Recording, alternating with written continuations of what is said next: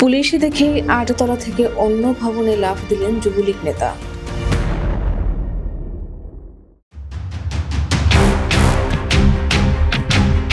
বগুড়া জেলা যুবলীগের সিনিয়র সহসভাপতি ও পৌরসভার ৯ নম্বর ওয়ার্ডের সাবেক কাউন্সিলর আলহাজ শেখকে গ্রেফতার করেছে পুলিশ।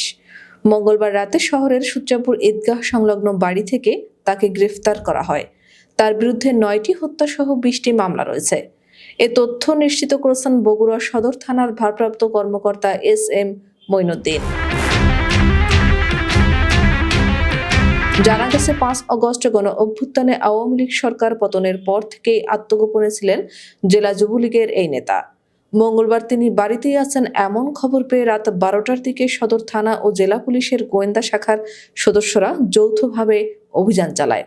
এ সময় তিনি পুলিশের উপস্থিতি টের পেয়ে তার ৮ তলা ভবন থেকে জীবনের ঝুঁকি নিয়ে অন্য ভবনে লাফ দেন। তারপরও গ্রেফতার এড়াতে পারেননি। সদর থানা ও জেলা গোয়েন্দা পুলিশ ৩ ঘন্টার যৌথ অভিযান চালিয়ে তাকে গ্রেফতার করে।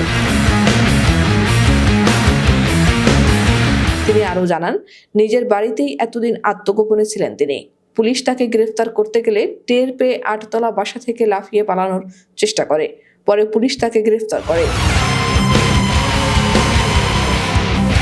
উল্লেখ্য, এর আগে চট্টগ্রাম নগরীর দেবপাহাড় এলাকার একটি বাসায় অভিযান চালিয়ে কক্সবাজার মহিলা লীগের সাধারণ সম্পাদক নাজনীন সরোয়ার কাবেরীকে পানির ট্যাঙ্কি থেকে গ্রেফতার করেছে পুলিশ।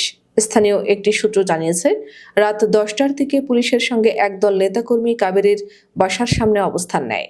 পরে পুলিশ প্রথমে বাসার ভেতরে ঢোকে, এরপর ছাদে গিয়ে সেখান থেকে তাকে গ্রেফতার করে। কাবেরীকে চকবাজার থানায় নিয়ে যাওয়া হয়। পুলিশে জানায়, গোপন সূত্রে কাবেরীর অবস্থান নিশ্চিত হয়ে দেবপাহাড় এলাকায় রাতে অভিযান চালায় পুলিশ।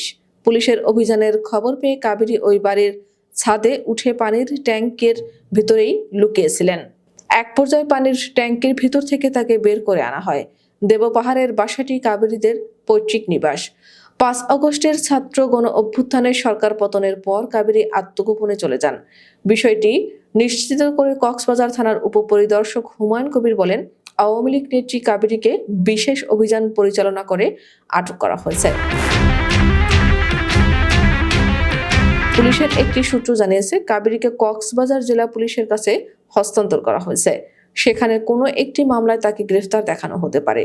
প্রসঙ্গত, জমি দখল, গৃহবধূ নির্যাতন, দুর্নীতি সহ সামাজিক নানা সমস্যার সমাধান নিয়ে তিনি সামাজিক যোগাযোগ মাধ্যম ফেসবুকে ভিডিও আপলোড করতেন।